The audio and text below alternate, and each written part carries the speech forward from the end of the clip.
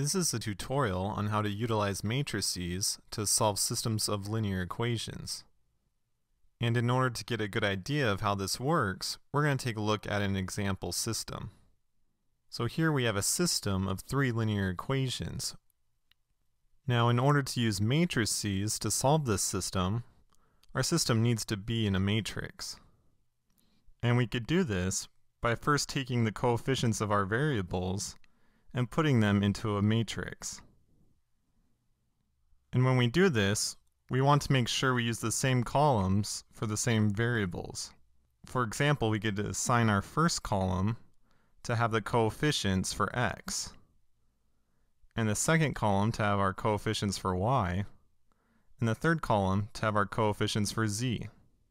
And we could use the first row to designate the values for our first equation, the second row to designate the values for our second equation, and the third row to designate the values in our third equation. Now based on this setup, let's create the matrix.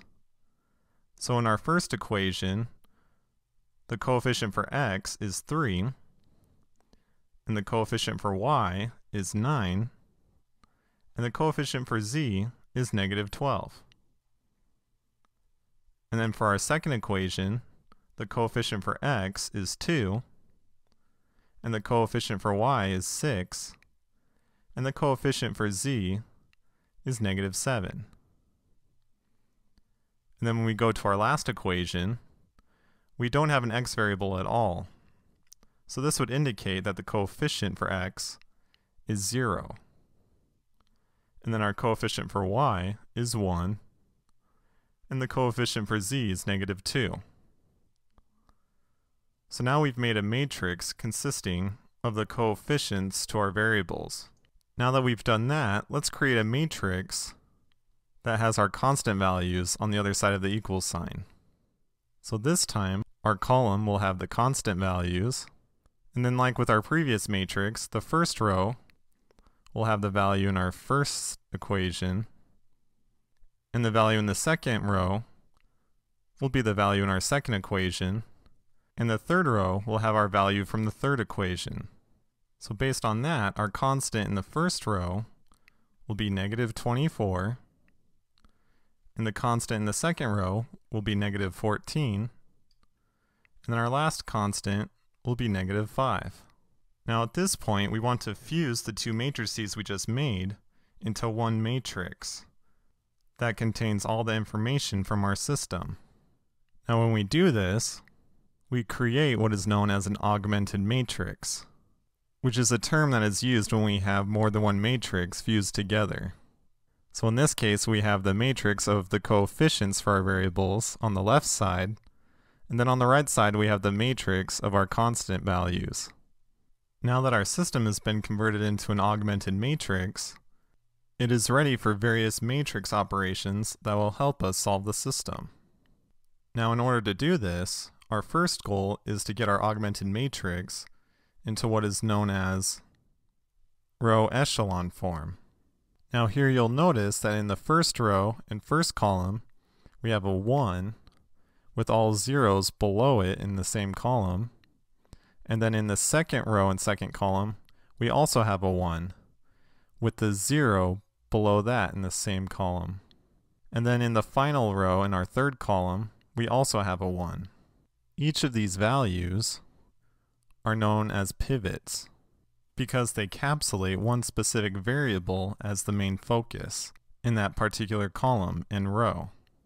For example, the first row will have the variable x as the main variable to focus on. So eventually, as we solve this system, we will get the value for our x variable right here in the first row. Similarly, with the pivot in our second row and second column, it will mainly focus on our y variable. So as we solve our system, the value for our y will end up right here. And then similarly in our third row and third column, the pivot will focus on the z variable, and its resulting value will be in the third row. Now these 1s are only pivot points if they are the furthest to the left that they can go, as well as having all zeros below them.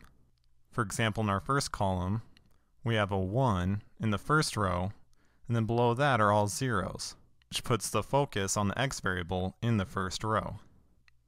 And then as for our y variable, furthest to the left that we could have our pivot is in the second column, since we needed to have a 0 in the first column. And then below that pivot point, we had a 0 as well. Then as for the z variable, the furthest to the left that it can go is the third column, because our other two pivot points needed to have zeros in the first and second column of the third row. And since this pivot point is in the last row, it doesn't need to have any zeros below it. And as you can see, it doesn't matter because it's already isolated itself. All the other coefficients are 0, and the only coefficient left is the coefficient for z. Now what's important to note is that when you attempt to get your augmented matrix into this form, it may not always work out perfectly as this one does. Some rows and columns may end up not having any pivot points. And we'll take a look at that as we go along in this tutorial. Now let's find out some of the methods we could use to get our augmented matrix into this form. So here we have our augmented matrix, and we want to get it into row echelon form. Now the way that we'll do this is by manipulating our rows using various operations. The first operation that we'll take a look at is the operation of swapping or interchanging two rows. For example, here we want to swap our second row and our third row. So when we do that, our first row will be unaffected and stay as it is. So we'll have 3, 9, -12, and -24. But now since we swapped row 2 and row 3, they'll need to change places. So in the second row we'll have 0, 1, -2, and -5. And then in the third row, we'll have the old values from our second row, which are 2, 6, -7, and -14. Now that we know that row operation, let's take a look at another one. For this row operation, we could take one of our rows and multiply it by a scalar value, and this value must not be 0. So in this case, we want to take our first row and multiply all of its values by 1/3. Now when we do this, in our first column we have a 3, and when we multiply it by 1/3, we'll get a value of 1. And then in the second column, when we take 9 and multiply it by 1/3, we'll get a value of 3. And then in the third column, when we do 1/3 times -12, we'll get -4. And then in our last column, -24 times 1/3 will give us a -8. And then at this point, our second and third rows aren't affected, so they'll stay the same. Now let's take a look at one more row operation. For this one, we could change a row by taking its values and adding them to a scalar multiple of the values in another row. For example, in this one, we want to change the third row by taking its values and adding them to -2 times the values in row 1. And when we do this, the first two rows won't be affected, so they'll stay the same.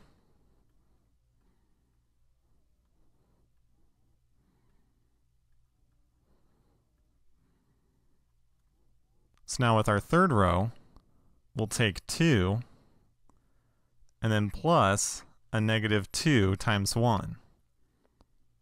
Well, -2 times 1 is a -2, and then plus our original 2 will give us 0. And then in the second column, we'll take our value of 6 and add it to -2 times 3.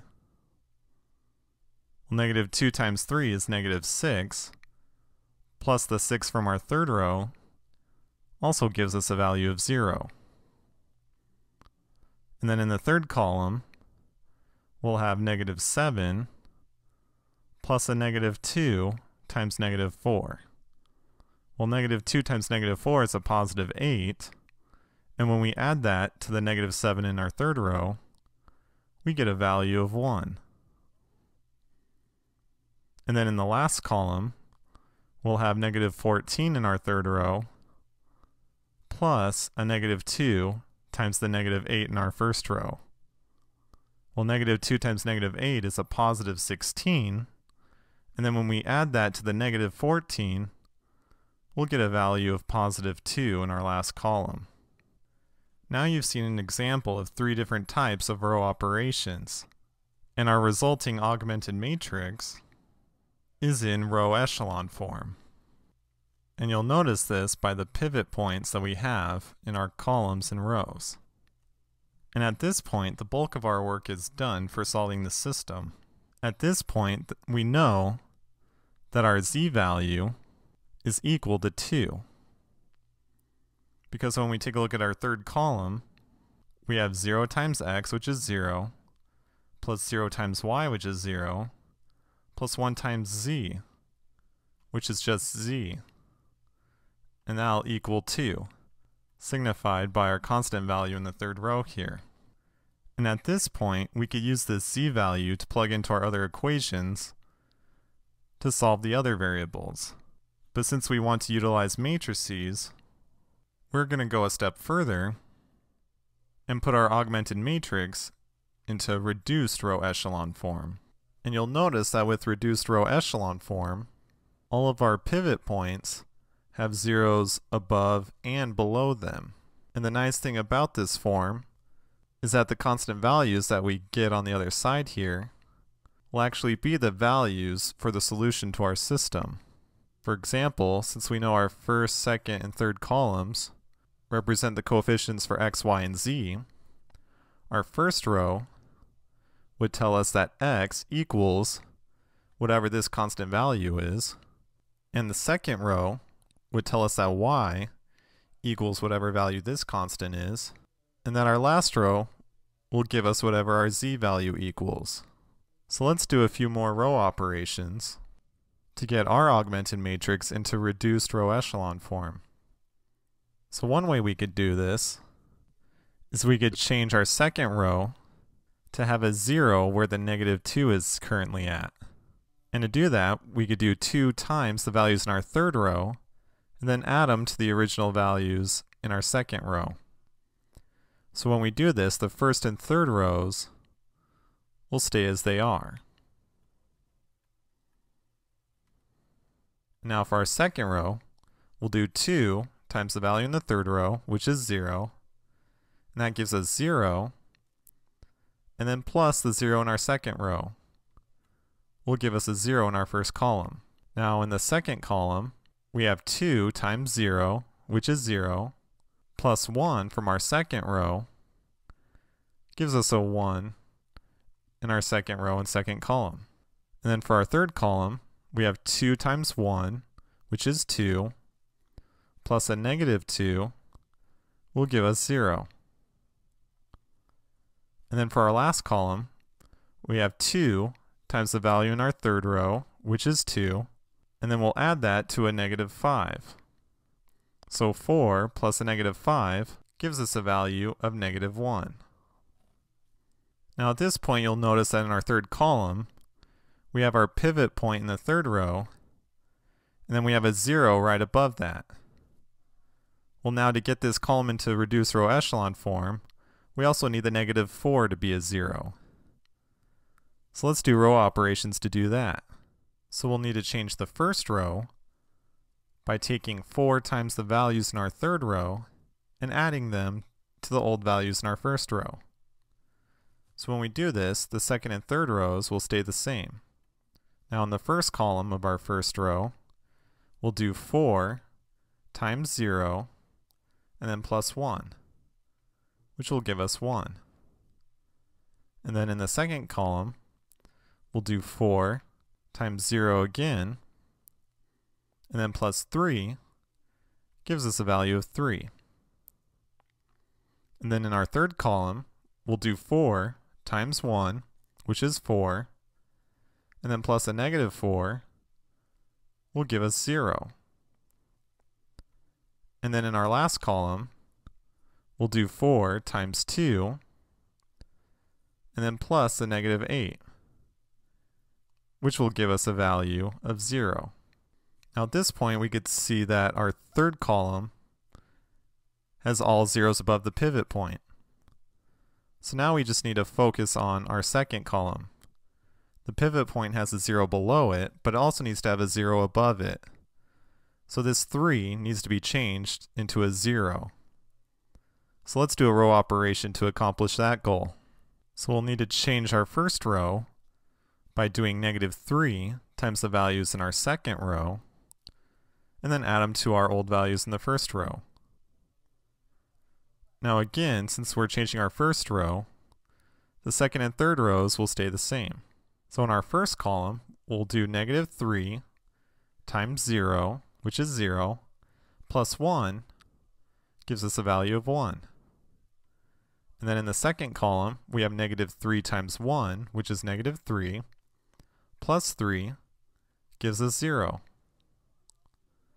And then in the third column, negative 3 times 0 is 0, and then plus another 0 will also give us a 0. And then in the last column, we have negative 3 times a negative 1, which is positive 3, plus 0 gives us a value of 3. So now our augmented matrix is in reduced row echelon form. And let's take a closer look at it. Now when we observe our result, we need to remember that the first column represents the coefficients for x, the second column represents the coefficients for y, and our third column represents the coefficients for z. And then our last column would be the resulting constant values on the other side of the equal sign. So if we were to convert this augmented matrix back into a system of equations, we would have 1 times x plus 0 times y, which is 0, plus 0 times z, which is 0, equals, represented by our vertical bar, the constant value of 3. And then in our second row, or our second equation, we have 0x, which is 0, plus 1y, plus 0z, which is 0. And that'll equal a constant value of negative 1. And then for our final equation, or our final row, we have 0x, which is 0, plus 0y, which is 0, plus 1z, which equals a constant value of 2. So this would be the solution to our particular system. And in this case, it is only one specific solution. Now the way that we could tell that it's only one solution by looking at the augmented matrix is that we have a pivot point for all of our variables. As long as you have a pivot for each variable, you'll only have one solution, which also means that the system is an independent system. Now what if we didn't have pivot points for all of our variables? For example, let's take a look at this augmented matrix. So in our first column, we have a pivot, but we don't have a pivot in our second column. And when we look at our third column, we do have a pivot point right here. Now since all of our variables don't have pivot points, there are one of two possibilities for our system. Either it's a dependent system or it's an inconsistent system. Now the main way we'll be able to tell is by looking at our last row. Because with those two systems, when we're in row echelon form or reduced row echelon form, there will be a row that has all zeros for the coefficients. And if that's the case, it must go at the bottom row. And the main deciding factor on which system it will be, and the main factor on which type of system it will be, depends on the constant value on the other side. In this case, we have a 0, which means that we have 0x plus 0y plus 0z equaling a value of 0. Well, when we reduce this, this gives us 0 equals 0. And you'll remember from learning about systems previously, if you ever get a true statement such as 0 equals 0, you know that the system is a dependent system. Or in other words, there's infinitely many solutions. So if your resulting augmented matrix ends up being a dependent system, you'll need to convert it back into equations and then figure out the solution as you normally would. Now what if that constant value was not a 0? Such as with this example. In this case, we have a row of all zeros for our coefficients, and then a constant value of 2. Well, this essentially would give us an equation that said 0 equals 2. Now this is obviously not correct. And if you remember from learning about systems previously, if you ever end up with an equation that has a false statement such as this, the system would be an inconsistent system, or in other words, there would be no solution. And this wraps up the tutorial on utilizing matrices.